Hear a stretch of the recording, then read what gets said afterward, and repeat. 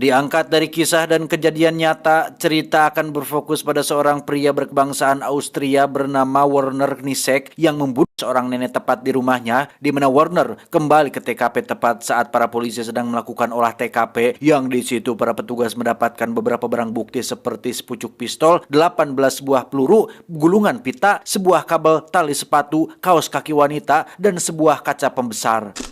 Versteckt sich ein Elektrokabel, ein Schuhband, eine Lupe. Yang menarik adalah Werner mengaku bahwa dia melakukan pembunuhan ini tanpa motif sama sekali, pure hanya ingin menyakiti dan membunuh seseorang yang jika kebanyakan penjahat, sosiopat, pemburu berantai, dan para pelaku kriminal pada umumnya memiliki tujuan pasti seperti uang, koleksi, tuntutan ekonomi, terjebak pinjol, kecanduan dopamin, bisikan setan, dorongan mantan, bujuk rayu istri karena tidak suka dengan bawahan, dan lain-lain, maka Werner melakukan tindakan membunuh hanya karena sedang ingin saja, tidak kurang dan tidak lebih. Das Opfer ist ihm unbekannt. Einen Raubüberfall will er nicht geplant haben. Pengadilan pun menugaskan seorang psikiater untuk memeriksa keadaan pikiran Werner, di mana menurutnya tidak ada satupun pembunuhan yang dilakukan tanpa motif, yang berarti bapak psikiater ini sama sekali tidak mempercayai pengakuan Werner yang melakukan pembunuhan tanpa sebab. Masa ujug-ujug ngebunuh orang gitu aja katanya, kan gak masuk akal, kata psikiater teh. Seinen Geisteszustand untersuchen zu lassen. Pada akhirnya psikiater pun menyatakan jika Werner adalah orang waras dan bertanggung jawab penuh atas tindakan tersebut, sehingga pengadilan menetapkan hukuman 10 tahun penjara atas tindakan pembunuhan dan kepemilikan senjata ilegal. Untuk lebih masuk akal dan lebih menarik di mata para netizen, di hadapan media, pengadilan memberi pernyataan yang sebenarnya tidak valid dan tidak ada tidak ada benarnya, tidak ada buktinya, dan belum tentu benar atuh. Ketika mereka mengatakan bahwa Werner sengaja berpura-pura sadis dan tidak punya motif supaya dianggap memiliki kelainan mental dengan tujuan untuk menghindari hukuman penjara, padahal kenyataannya Werner memang melakukan semua ini pure tanpa alasan, sehingga dia agak cukup kecewa dengan media yang menyatakan bahwa Werner hanyalah seorang perampok dan pembunuh biasa yang kebetulan sedang sial saja. In eine psychiatrische Abteilung einzuweisen.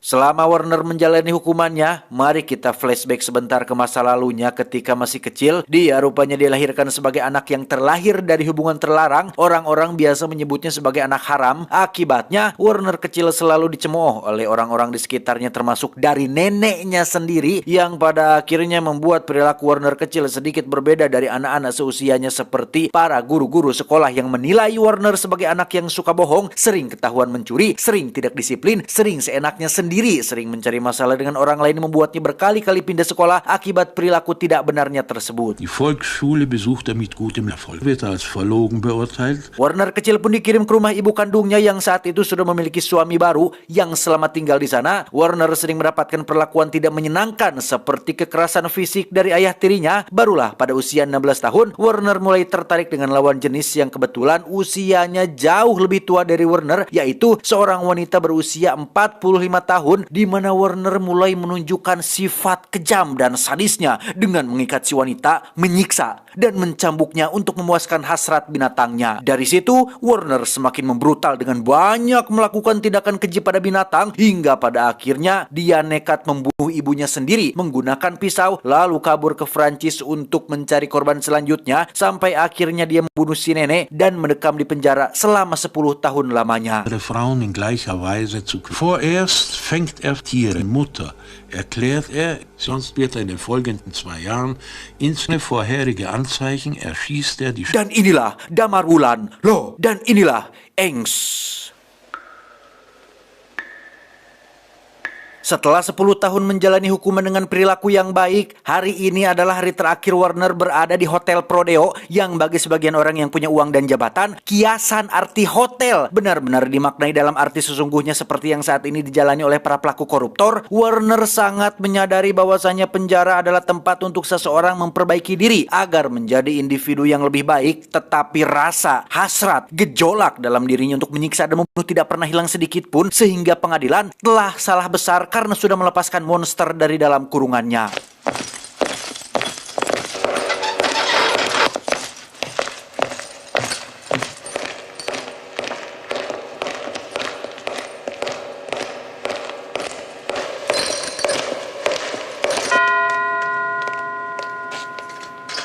Untuk pertama kalinya dalam 10 tahun, Warner akhirnya bisa menginjakan kaki di dunia luar yang meski tidak ada yang menjemput atau menyambutnya pada hari kebebasan ini, Warner nampak tidak sedih ataupun murung. Dia justru memikirkan hal-hal yang sangat tidak terduga, di mana hal ini mungkin akan cukup membuat Anda semua yang menonton terkejut. Karena hal pertama yang Warner pikirkan saat ini adalah mencari seseorang untuk disiksa dan dibunuh demi untuk memperbaiki image-nya di media yang menyatakan bahwa Warner hanyalah seorang perampok dan penjahat biasa dengan motif yang sama seperti pelaku kriminal konvensional pada umumnya. Dia tidak ingin dianggap seperti itu. Dia ingin dianggap sebagai seorang pembunuh yang idealis, yang tidak mempunyai alasan dan motif yang jelas.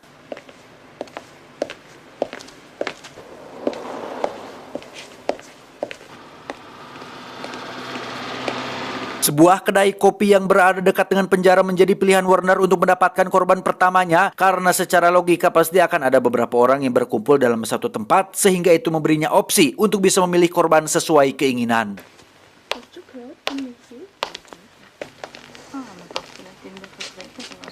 Ada seorang bapak-bapak yang sedang membaca koran, ada dua wanita yang sedang mengobrol, dan satu penjaga kedai yang kebetulan seorang ibu-ibu. Mereka memandangi Warner dengan tatapan aneh gara-gara penampilan dan pakaiannya yang agak sedikit ketinggalan zaman, sehingga rencana Warner untuk tidak menarik perhatian sudah gagal total, yang berakibat pada sulitnya dia mengamati atau memantau calon korbannya satu persatu.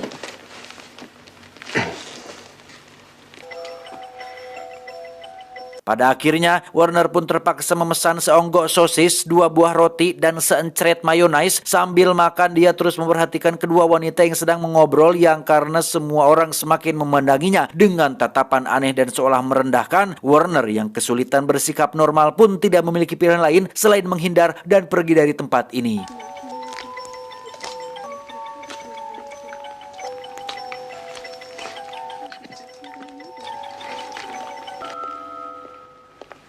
Masih dengan tujuan yang sama, yaitu mencari mangsa, Warner pun naik taksi yang kebetulan supirnya adalah seorang perempuan, yang dalam sepanjang perjalanan Warner banyak berimajinasi tentang hal-hal yang bersifat keji dan kejam, hingga akhirnya keinginan untuk menyakiti pun tak terbendung lagi, di mana Warner perlahan membuka tali sepatunya dengan maksud untuk mencekik supir taksi ini dari belakang.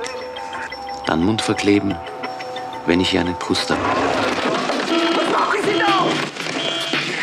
Dan ya, rencana Warner pun gagal setelah si supir keburu menyadari niatnya, di mana Warner langsung kabur meninggalkan barang bawaannya. Yang sampai sini kita bisa langsung memahami jika Warner ini adalah tipikal psikopat yang tidak memiliki perencanaan, tidak memiliki persiapan, tidak punya target khusus. Semuanya dilakukan secara spontan, dan atas dasar motif keinginan untuk menyakiti orang lain.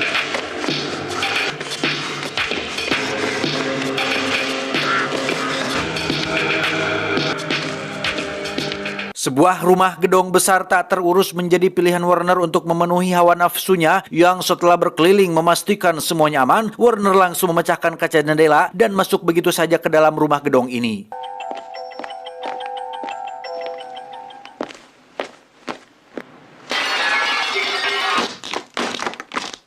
Melihat kondisi di dalam rumah yang masih tertata rapi, jelas rumah ini masih ada penghuninya, yang ketika Warner mengambil pisau dapur dan mulai berkeliling, tiba-tiba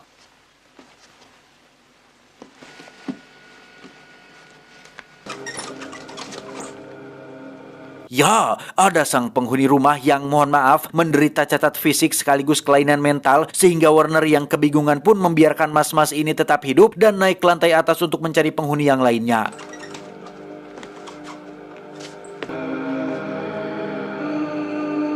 Sungguh suatu kebetulan yang kebenaran ketika ibu dan adik dari si mas-mas ini baru saja pulang belanja. Mereka berdua belum menyadari bahwa ada orang asing yang berada di dalam rumah mereka. Sampai si ibu melihat kaca jendela yang pecah, disitulah beliau mulai curiga bahwa ada seseorang yang sudah masuk ke dalam rumahnya. Sollte mich am offenen Fenster verkühlen und sterben. Warner sendiri terlihat sedang bersembunyi dengan anjing milik si ibu yang sedang memperhatikannya, yang pada titik ini kita akan diberitahu bahwasannya seorang psikopat seperti Warner juga memiliki rasa cemas, grogi, takut untuk melakukan aksinya, yang hal itu dibuktikan saat Warner mencoba untuk kabur, namun karena pintu depan sudah terkunci, Warner yang sudah kepalang basah pun nekat kembali ke dalam dan akan melanjutkan rencana awalnya untuk sekalian menghabisi seluruh anggota keluarga ini.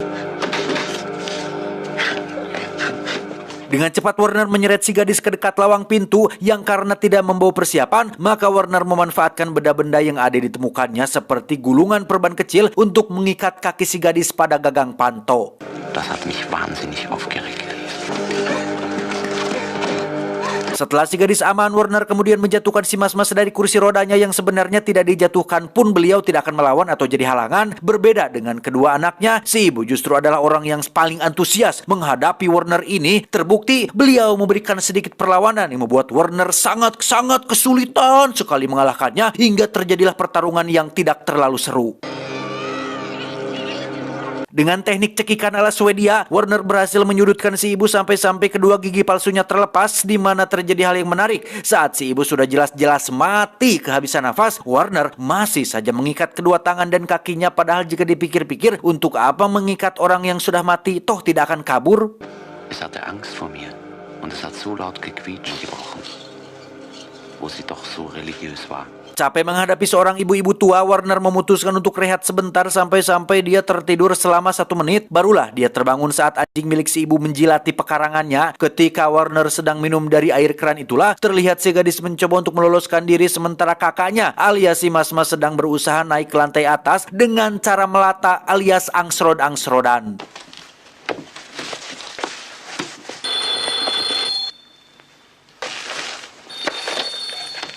Dan ya, tepat saat Warner sedang mengikat kembali si gadis, terdengar suara bunyi telepon rumah yang di situ Warner baru sadar jika si Mas-Mas sudah tidak ada di ruangan ini. Warner langsung naik ke atas dan mendapati si Mas-Mas sedang berada tepat di samping bak mandi berisi penuh air, di mana Warner benar-benar tega membunuh si Mas-Mas tak berdaya ini dengan cara mencelupkan kepalanya ke dalam air sampai dia kehabisan nafas.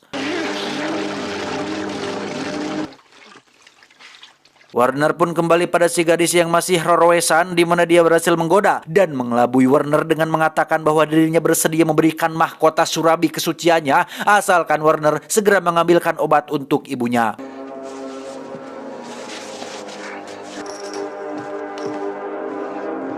Entah boloho atau memang tolol, Warner dengan polosnya menyuapi si ibu dengan obat yang jelas-jelas beliau sudah mati loh oleh Warner sendiri bahkan. Di mana kesempatan itu dimanfaatkan si gadis untuk kabur dari rumah ini dengan cara memecahkan kaca pintu.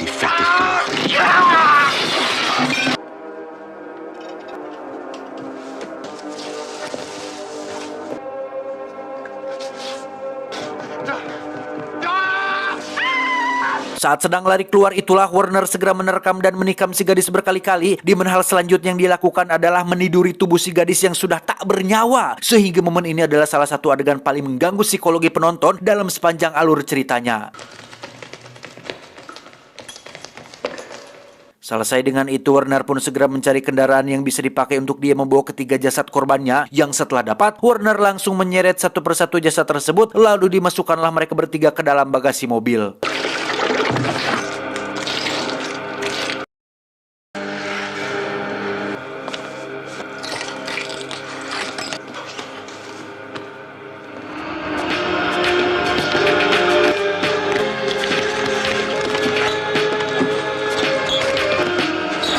Entah apa yang direncanakan Warner selanjutnya, dia pun kembali ke dalam rumah untuk membersihkan tubuhnya dari lumuran darah, kemudian mencari pakaian ganti di kamar si ibu, yang karena Warner sudah ketinggalan zaman dan tidak punya selera berpakaian yang baik, dia pun mengenakan jas pesta berwarna putih yang sebenarnya kurang cocok dipakai sehari-hari dan pastinya akan memancing perhatian orang-orang yang melihatnya.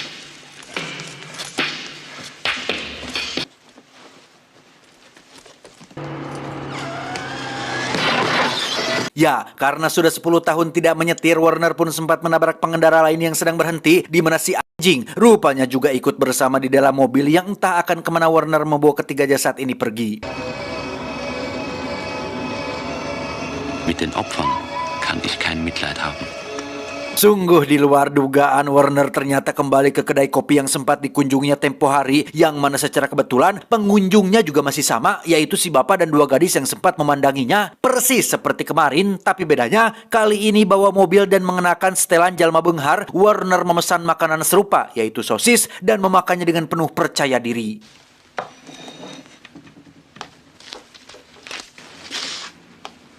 Anjing yang ada di dalam mobil pun tiba-tiba auk-aukan karena sedang lapar, yang ketika Warner pergi keluar untuk memberinya makan, mereka yang ada di dalam kedai kopi pun ikut pergi keluar juga bersamaan dengan datangnya para polisi yang mendapat laporan dari warga sekitar. Warner sama sekali tidak melakukan perlawanan atau berencana untuk melarikan diri atau melakukan pembelaan diri. Dia justru malah dengan begitu santainya membuka bagasi untuk menunjukkan ketiga jasad yang sudah dibunuhnya. Yang di sini Warner hampir mencapai klimaks dalam imajinasi saat sudah berhasil melakukan tindakan keji ini yang tentu saja akan membuat dirinya menjadi orang terkenal dan ditakuti. Satu yang dia sesalkan, yaitu kedua gadis ini yang batal menjadi korbannya.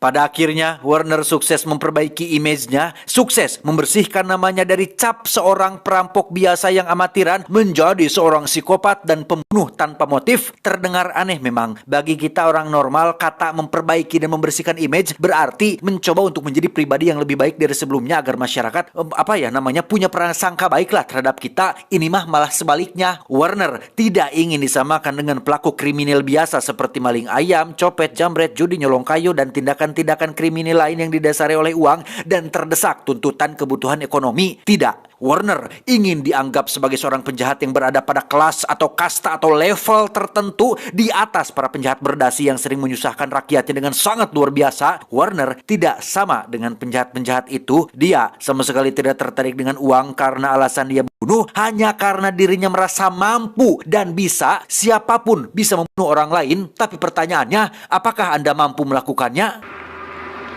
Auszug aus dem psychiatrischen Gutachten.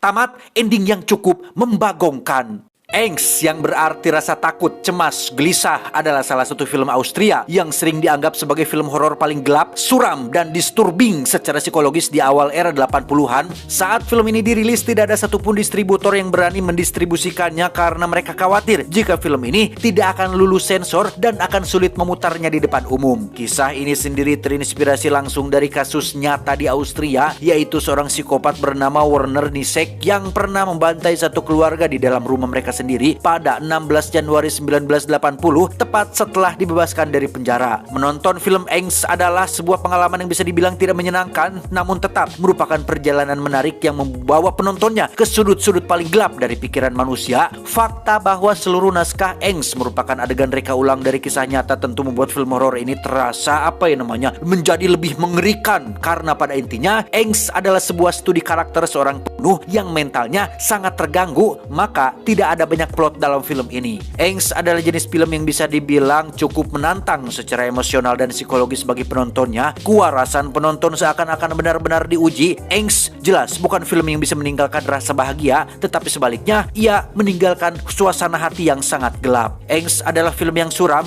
nihilistik, intens. Dari sejak film ini dimulai, Angst menampilkan perjalanan yang intens dan mengerikan diri seorang pembunuh gila, lengkap dengan isi pikiran gilanya, dan tidak ada satupun momen ringan di dalamnya. Pada dasarnya, nyaris tidak ada dialog dalam film berdurasi kurang dari 90 menit ini, tapi kita akan terus mendengarkan narasi yang dituturkan oleh sang pembunuh itu sendiri dalam sepanjang film, seakan kita dipaksa untuk mendengarkan isi pikirannya. Meski Warner mengklaim bahwa dirinya tidak memiliki motif atau tujuan dalam setiap aksinya, entah itu untuk uang, kepopuleran, ataupun hal lain yang bersifat materi dan pengakuan, tetapi tidak ada satupun tindakan manusia yang tidak dilandasi oleh alasan. Selalu ada sebab dan alasan, selalu ada proses dan hasil. Yang dalam kasus ini, meski Warner habis-habisan mengaku tak punya motif apapun, tetapi jika kita telah dan cermati lebih detail, Warner memiliki masa lalu yang buruk, memiliki trauma akibat perlakuan kasar sang ayah tiri dan cemoohan orang-orang di sekitarnya. Itu jelas adalah penyebab awal yang menimbulkan Warner untuk nekat berbuat hal seperti itu.